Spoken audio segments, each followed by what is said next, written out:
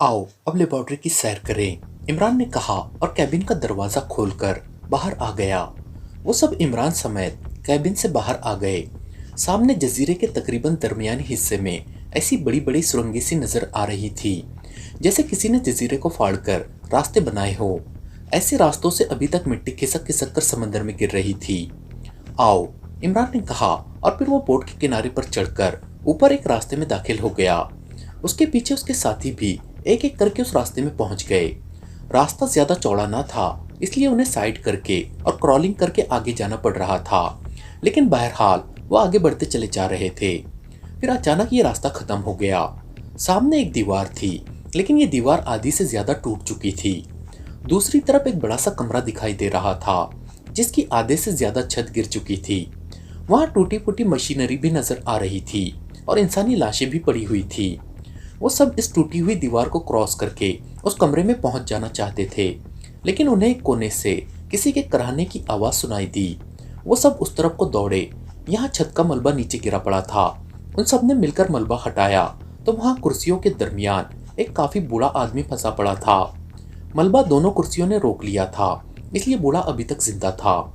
इमरान ने उसे कुर्सियों से निकाला और एक तरफ लाकर मखसूस अंदाज में उसके सीने की मालिश की, तो उस बूढ़े आदमी ने कराते हुए आंखें खोल दी और लाशऊरी तौर पर उठने की कोशिश की, लेकिन इमरान ने उसे बाजू से पकड़कर उठने में मदद दी तो वो उठकर बैठ गया। उसका पूरा जिस्म सर के बालों समेत मिट्टी से भरा हुआ था। तुम कौन हो? तुम कौन हो? चकलक बूढ़े ने इमरान और उसके साथियों को देखते हुए चीख कर कहा। तुम्हारा क्या नाम है? इमरान ने पूछा।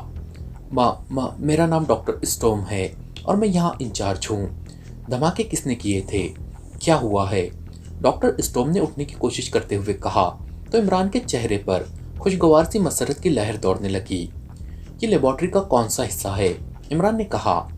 ये सिक्योरिटी विंग्स है। मगर तुम कौन हो? ओ कहीं तुम पाकिस्तानी एजेंट तो नहीं हो? तुम्हारी तादाद और तुम्हारे कदो कामत। डॉक्टर स्टोम ने बेख्तियार झटका खाकर बोलते हुए कहा। हाँ, हम वही हैं डॉक्टर स्टोम। तुमने तो अपनी तरफ से लेबोरेटरी को बचाने के लिए जिस कदर हिफाजती इंतजामात किए थे, वो सब धरे के धरे रह गए, और तुम देख सकते हो कि हम तुम्हारे सामने अल्लाह ताला के फजलो करम से जिंदा सलामत मौजूद हैं। इमरान ने कहा। तुम यहाँ तक कैसे आ गए?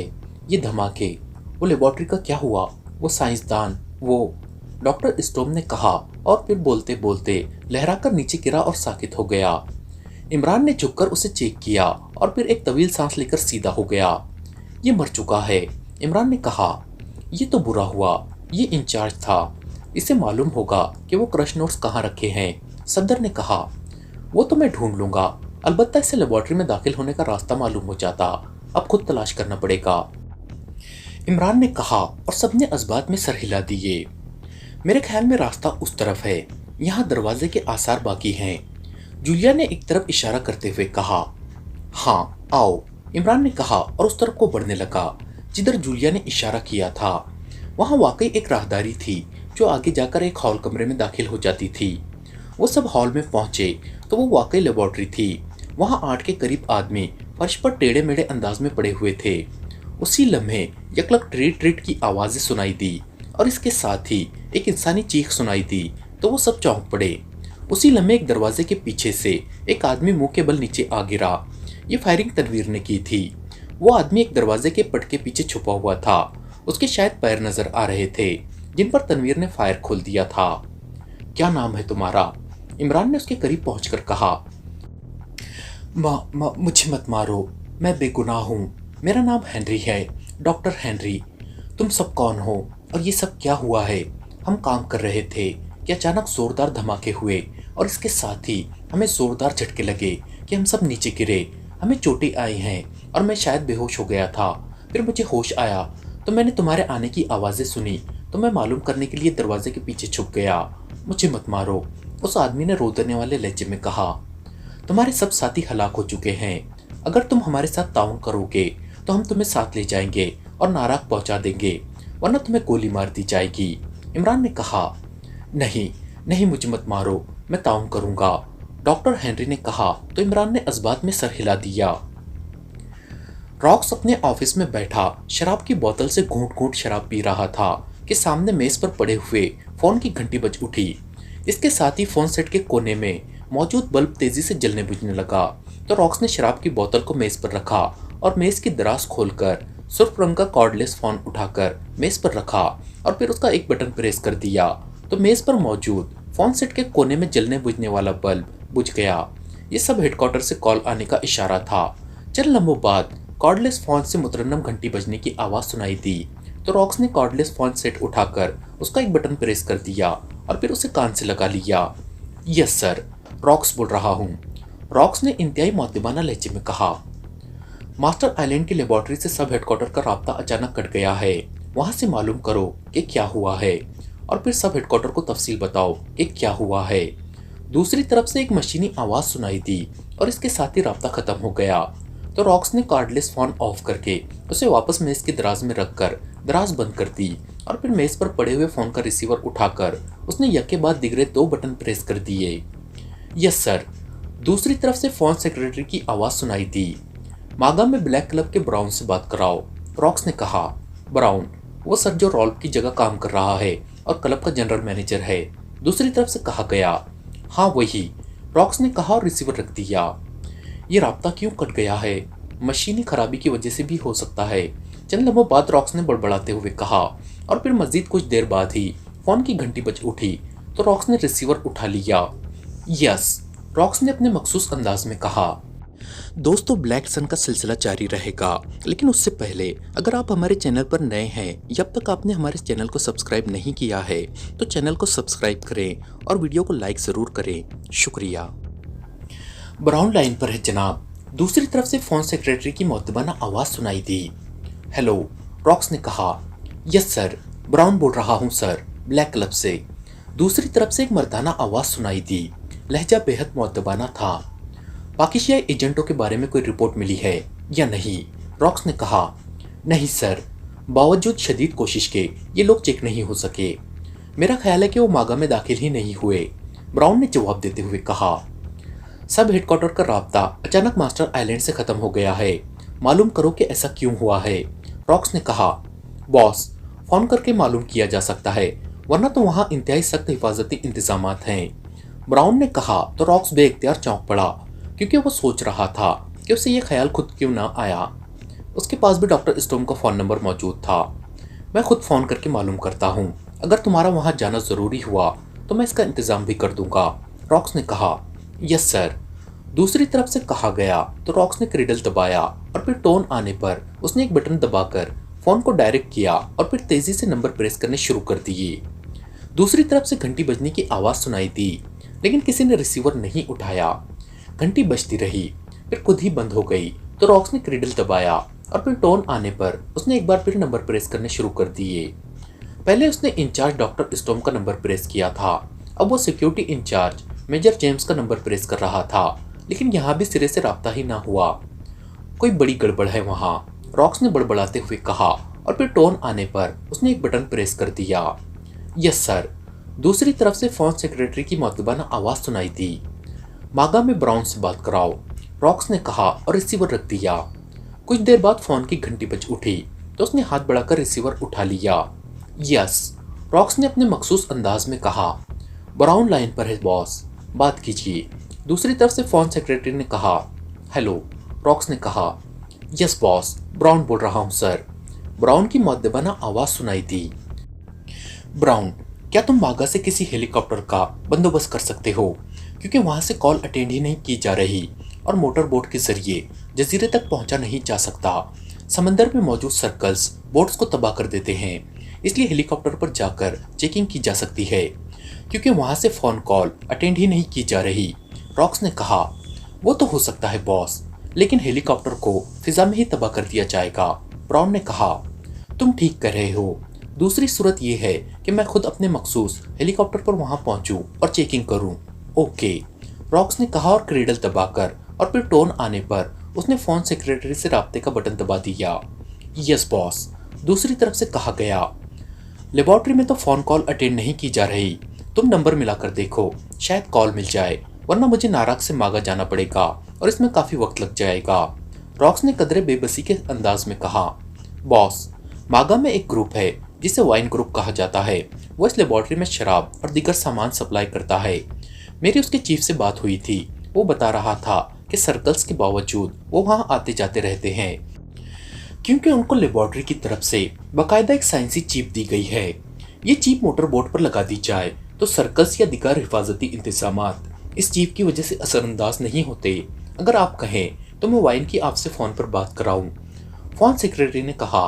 हाँ कराओ, रॉक्स ने कहा और रिसीवर रख दिया। कुछ देर बाद फोन की घंटी की आवाज सुनाई दी तो रॉक्स ने रिसीवर उठा लिया। यस, रॉक्स ने अपने मखसूस अंदाज में कहा। वाइन लाइन पर है बॉस, बात करें। फोन सेक्रेटरी की मुअद्दबाना आवाज सुनाई दी। हेलो, रॉक्स ने कहा। वाइन बोल रहा हूँ सर, मागा से।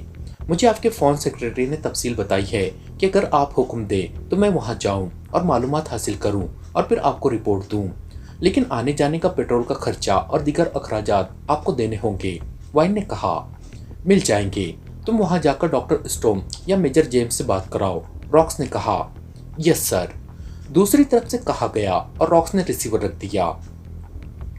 ये आखिर वहां क्या है? वहां तो कोई किसी सूरत पहुंच ही नहीं सकता, रॉक्स ने बड़बड़ाते हुए कहा। फिर शदीद इंतजार के बावजूद 1 घंटा गुजर गया, लेकिन वाइन की कॉल ना आई तो रॉक्स ने मजीद इंतजार किया। लेकिन जब उसकी परेशानी में मजीद इजाफा हो गया और अभी वो सोच ही रहा था कि वो क्या करे, उसी लम्हे फोन की घंटी बज उठी तो उसने रिसीवर उठा लिया। यस, रॉक्स ने कहा। मास्टर आइलैंड से वाइन की कॉल है जनाब, फोन सेक्रेटरी ने कहा। हेलो, रॉक्स ने कहा। सर मैं वाइन बोल रहा हूँ। मास्टर आइलैंड पर तो कयामत टूटी पड़ी है। पूरे जजीरे पर जितने भी दरख्त थे वो सब जलकर राख हो चुके हैं। जजीरे पर 3 अफराद की जली हुई लाशें भी पड़ी हैं। लेबोरेटरी को तबाह कर दिया गया है। तमाम साइंसदानों को हलाक कर दिया गया है। सबकी लाशें वहां बिखरी पड़ी हैं और सिक्योरिटी विंग मुकम्मल तौर पर तबाह हो चुका है और अब वहां वहशत और मौत का दौर दौरा है जनाब, वाइन ने तेज तेज बोलते हुए कहा। तुम इस वक्त कहाँ मौजूद हो? रॉक्स ने पूछा। उसे शायद वाइन की रिपोर्ट पर सिरे से यकीन ही न आ रहा था। वहां चूंकि कोई फोन दुरुस्त हालत में नहीं था, इसलिए मैं वापस आकर अब अपने फोन से कॉल कर रहा हूँ, वाइन ने कहा। ओके, ब्राउन तुम्हें तुम्हारा मुआवजा पहुंचा देगा, रॉक्स ने कहा और फिर उसने क्रीडल दबाया और टोन आने पर फोन सेक्रेटरी के लिए एक बटन प्रेस कर दिया। यस बॉस, फोन सेक्रेटरी की मुअद्दबाना आवाज सुनाई दी। ब्राउन से बात कराओ, मागा वाले ब्राउन से, रॉक्स ने कहा, लेकिन उसका अंदाज बता रहा था कि वो बज़ाहिर पुरसुकून नजर आ रहा है, लेकिन लाशौरी तौर पर उसके अंदर तूफान मचल रहे थे। यस बॉस, दूसरी तरफ से कहा गया और रॉक्स ने रिसीवर रख दिया। थोड़ी देर बाद घंटी एक बार फिर बज उठी तो रॉक्स ने रिसीवर उठा लिया। यस, रॉक्स ने कहा। ब्राउन से बात कीजिए, फोन सेक्रेटरी ने मुअद्दबाना लहजे में कहा। हेलो, रॉक्स ने कहा। यस बॉस, मैं ब्राउन बोल रहा हूँ, ब्राउन की मुअद्दबाना आवाज सुनाई दी। वाइन ग्रुप के वाइन को जानते हो? रॉक्स ने कहा।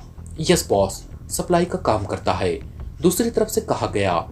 उसने बताया है कि उसके पास कोई साइंसी चिप है जिसकी वजह से मास्टर आइलैंड पर मौजूद किसी हिफाजती इंतजाम का उस पर कोई असर नहीं होता, रॉक्स ने कहा। यस सर, मुझे याद आ गया है, उसने मुझे भी एक बार बताया था, क्योंकि उसने बहरहाल सप्लाई पहुंचानी होती है, ब्राउन ने कहा। उसको मैंने कहा था कि वो मास्टर आइलैंड जाकर वहां से रिपोर्ट दे और उसने जो रिपोर्ट दी है उस पर मुझे यकीन नहीं आ रहा। तुम खुद वहां जाओ और फिर मुझे रिपोर्ट दो, रॉक्स ने कहा। यस बॉस, मैं वाइन को साथ लेकर वहां जाता हूँ, ब्राउन ने कहा। उसने पहले जो चक्कर लगाया है उसकी पेमेंट भी कर देना, रॉक्स ने कहा। यस बॉस, दूसरी तरफ से कहा गया और रॉक्स ने रिसीवर रख दिया।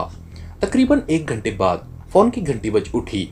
यस, रॉक्स ने रिसीवर उठाकर कहा। ब्राउन की कॉल है बॉस, दूसरी तरफ से कहा गया।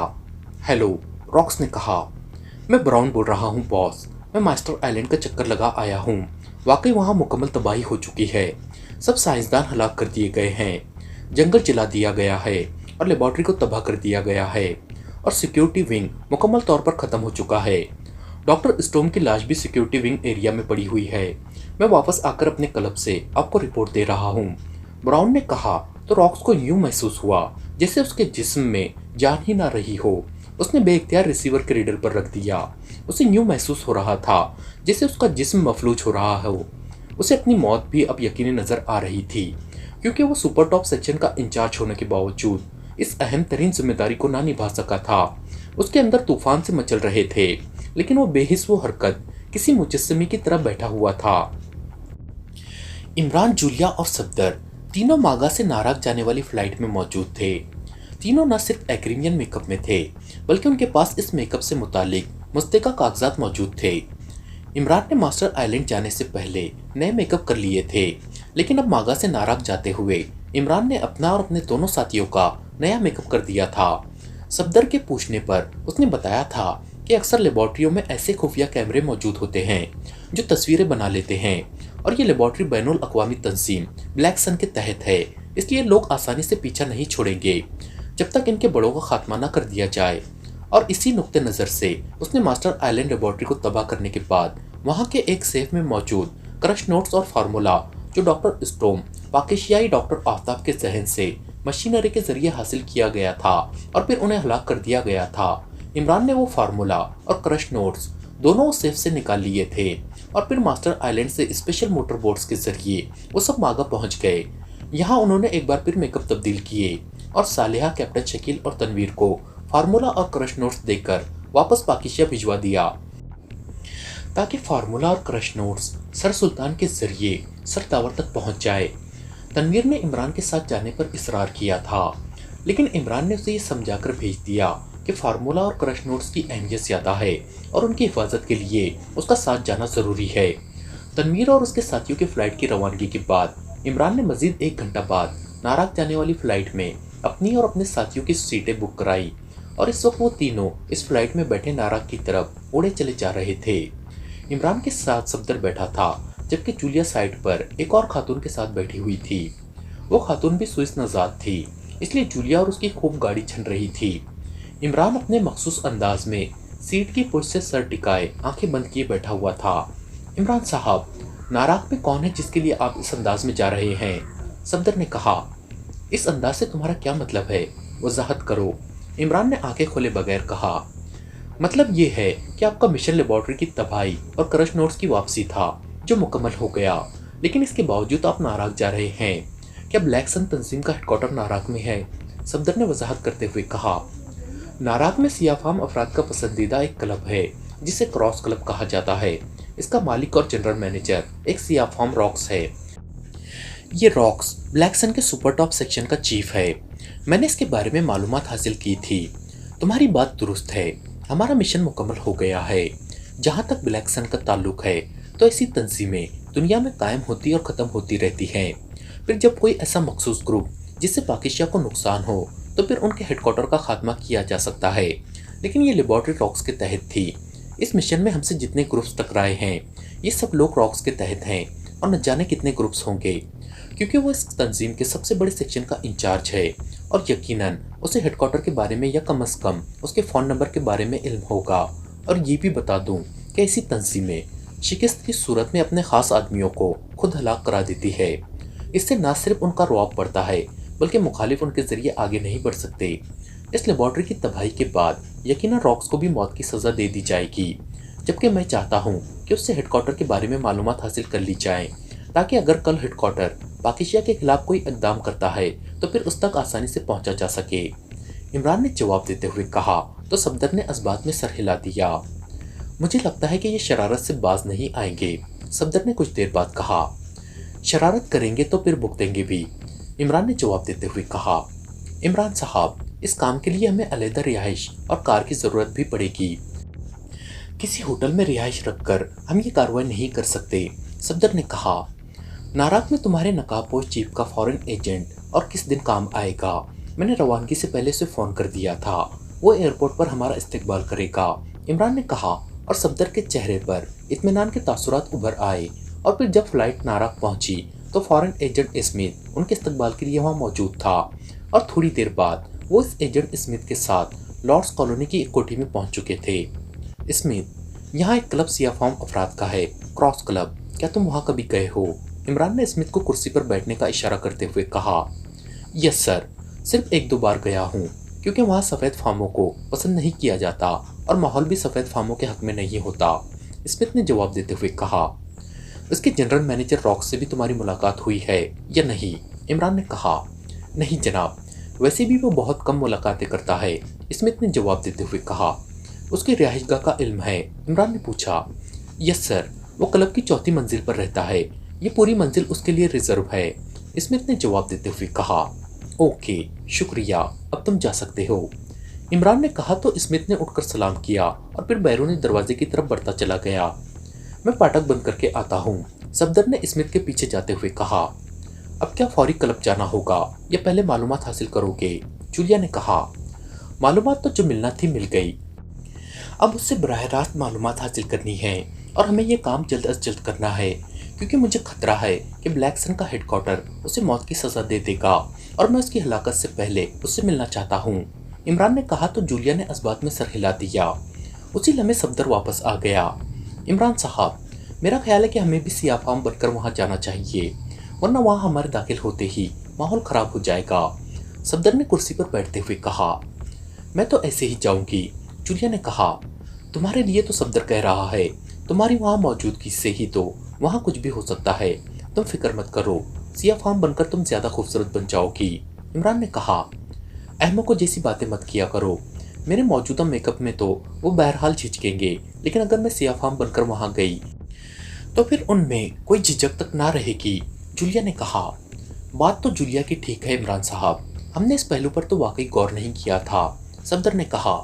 नहीं, हमारे वहाँ दाखिल होते ही रॉक्स तक हमारे बारे में इत्तला पहुँच जाएगी और हो सकता है कि उसे कोई शक पड़ जाए तो वो खुद भी गायब हो सकता है और हमारे खिलाफ भरपूर कार्रवाई भी कर सकता है, जबकि सियाफामों के मेकअप में हमारा वहाँ जाना मामूल की बात होगी, इमरान ने जवाब देते हुए कहा। ठीक है, अब मैं तैयार हूँ, जूलिया ने कहा। आओ फिर मैं तुम्हारा पहले मेकअप कर दूँ, इमरान ने उठते हुए कहा तो जूलिया भी उठ खड़ी हुई। हम सबके लिए और खुसूसन जूलिया के लिए ये पहला तजुर्बा होगा, सफदर ने मुस्कुराते हुए कहा और जूलिया ने भी इस्बात में सर हिला दिया और फिर तकरीबन 1 घंटे बाद वो तीनों सियाफामों के रूप में कार में सवार होकर क्रॉस क्लब की तरफ बढ़े चले जा रहे थे। ये क्लब चूंकि नाराक के मुज़ाफ़ात में था, इसलिए इमरान को मालूम था कि खासी लॉन्ग ड्राइविंग करना पड़ेगी, इसलिए वो इत्मीनान से बैठा ड्राइविंग कर रहा था, बल्कि उसने हल्का हल्का म्यूजिक भी ऑन कर दिया था ताकि सफ़र की थकावट भी महसूस ना हो। उसे मालूम था कि वहाँ किस किस्म के हालात से वास्ता पड़ सकता है, इसलिए वो चाहता था कि वहाँ फ्रेश मूड में दाखिल हो।